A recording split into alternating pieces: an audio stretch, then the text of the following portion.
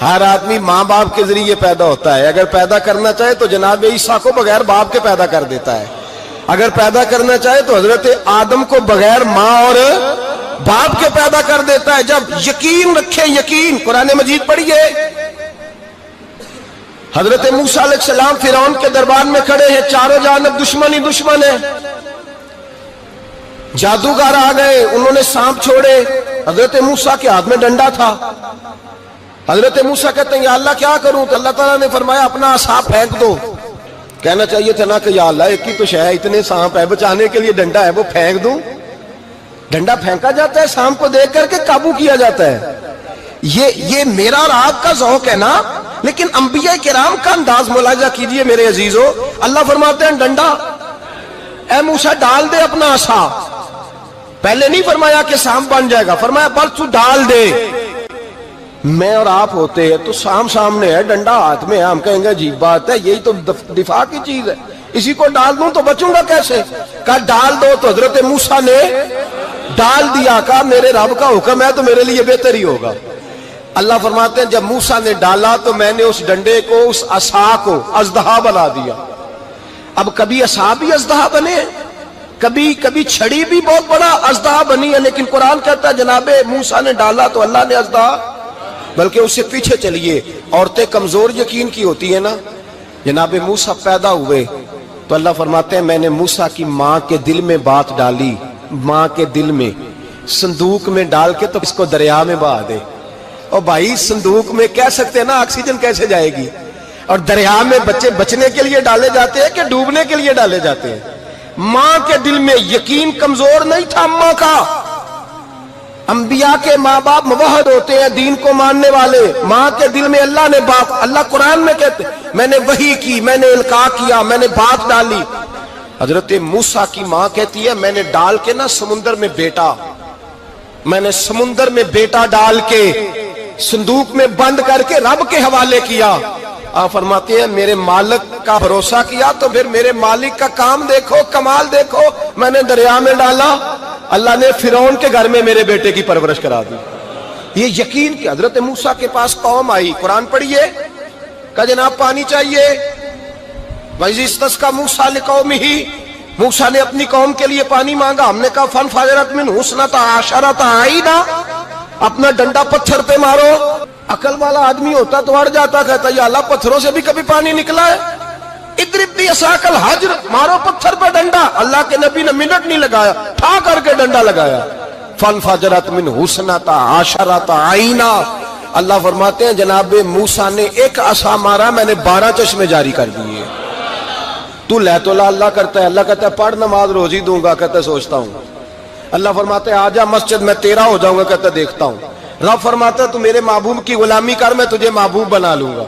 تو کہتا ہے تھوڑا بڑا ہو کے داڑھی رکھنی ہے, ابھی سیانا ہو کے, میں ذرا سرٹیفکیٹ لے لو اسرائیل سے کہ کتنے سالوں کے بعد آئیں گے, پھر شروع کروں گا. پروگرام بنا رہا ہے, ابھی تو ارادے میں ہے. اللہ کے پیغمبر کا ڈنڈا, اور اس سے زیادہ آگے بات ہو گئی.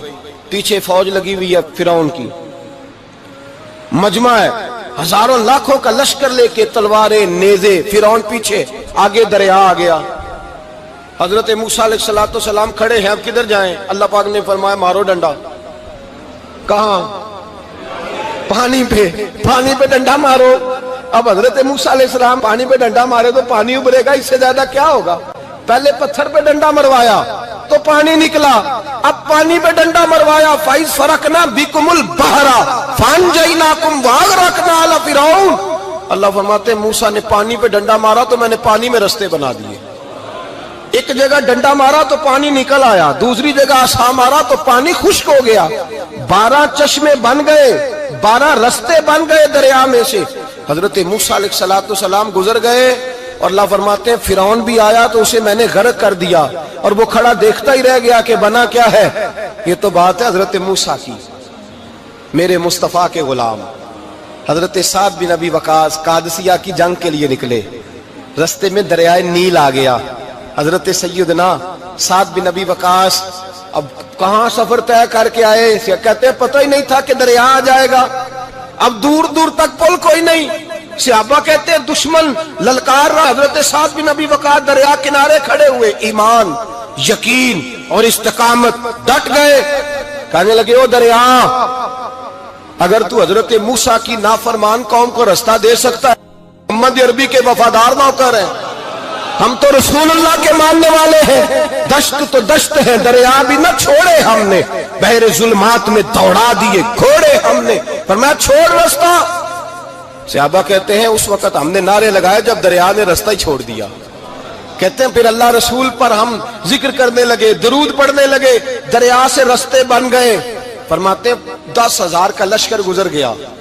اس پار جب گیا نا تو حضرت سعد بن ابی وقاص نے پھر مجمع پہ نظر ڈالی. فرمایا کسی کی کچھ ہے تو نہیں رہ گئی پانی میں، کوئی دریا میں چیز تو نہیں رہ گئی. ایک صحابی کہنے لگے میرا مٹی کا پیالہ رہ گیا ہے. یار ذرا دیکھیے انداز دیکھیے، مٹی کا پیالہ. اور یار چھوڑ پرا، مٹی کا پیالہ کیا ہوتا ہے؟ اب تو مٹی کے پیالے کی بات کرے گا. چھوڑ دے، کیا کرتا ہے؟ اس نے کہا پیالہ میرا رہ گیا ہے. تو حضرت سعد بن ابی وقاص کہنے لگے کیوں ہمارا پیالہ رہ جائے، ہم رسول اللہ کے نوکر ہیں.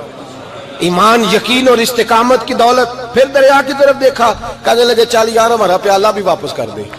صحابہ کہتے ہیں دریا کی لہر آئی اور پیالہ بھی واپس کر گئی. اور میرے بھائی جب ایمان کی دولت، یقین کی دولت، اعتماد کی دولت. جو بابا کہتا ہے نا کہ معاذ اللہ تعالیٰ الو کا خون لے آؤ اور شیر کی کھلڑی لے آؤ، میں کالا پیلا نیلا جادو کروں گا، اس پر لوگ دوڑ کے جاتے ہیں، 50-60 ہزار روپیہ بھی دے آتے ہیں دوڑ کے. اور اگر کہا جائے کہ مسجد آؤ 4 رکعت نماز پڑھو، حاضری دو مسجد کی، تو کہتے ہیں معرفت والے ہیں. معرفت والے نمازی نہیں پڑھتے، وہ کون سی معرفت ہے؟ یہاں اللہ کی بارگاہ میں جھکنے کا، چونکہ یہ لیٹ ہے نا، یہ پتہ نہیں جنت میں جا کے ملے گا، کب ملے گا، معاذ اللہ. لوگ دنیا داری کے معاملے میں پس جاتے ہیں. حکمران نے وعدہ کر دیا ہے سڑکیں پکی ہو جائیں گی، خوشحالی ہو جائے گی، موجیں لگ جائیں گی، لوگ لائنوں میں کھڑے ہیں ووٹ دینے کے لیے. اور تیرے رب نے کہا ہے تو مجھ سے ڈر جا، میں تیری دنیا بھی اچھی کر دوں گا، آخرت بھی اچھی کر دوں گا، تو ادھر آ میری بارگاہ میں جھک. لوگ اعتماد اور یقین کو اوہام پرستی کا شکار ہیں، ہم لوگ وہم کا شکار ہیں. ہم لوگ بدشگونی، ایسے ہو جائے گا ویسے ہو جائے گا، ہم ان چیزوں کا شکار. بھائی اعتماد کی دولت پیدا کریں، یقین اپنے اندر پیدا کریں، ایمان پیدا کریں، ڈٹ جائیں رب رسول کا نام لے کر. حضرت عمر کا زمانہ تھا، مصر فتح ہو گیا، حضرت عمر بن عاص گورنر بنے. رواج یہ تھا مصر کے اندر کہ ایک دریا چلتا تھا، دریائے نیل، اور سارے مصر کا انحصار اسی دریا پہ تھا. فصلوں کو پانی بھی لگتا اسی سے، جانور بھی اسی سے پانی پیتے، کھیتیاں بھی اسی سے سیراب ہوتی. سال کے بعد وہ دریا خشک ہو جاتا تھا، سال کے بعد وہ دریا خشک ہوتا، اور جب خشک ہوتا نا تو ایک کواری لڑکی قتل کر کے دریا میں ڈالتے، پھر وہ دریا چلتا. آج بھی بہت ساری جگہوں پہ اوہام پرستی ہے، کہتے ہیں ہمارے آستانے کا طریقہ ہے. میں نے کہا آستانے کا اس آستانے کا طریقہ ہوتا ہے جس آستانے کا تعلق در مصطفیٰ سے ہوتا ہے. باقی کسی آستانے کا اپنا کوئی ذاتی طریقہ نہیں. طریقہ وہ جو میرے نبی پاک کا طریقہ ہے، اس سے ہٹ کر کون سا طریقہ ہے؟ ہمارے آستانے کا طریقہ ہے، ہماری یہ رسم ہے، ہمارا یہ رواج ہے. اٹھا کے بھاگ جاؤ رسم و رواج. ہمارے رسم و رواج رسول اللہ کی سنت کے پابند ہے.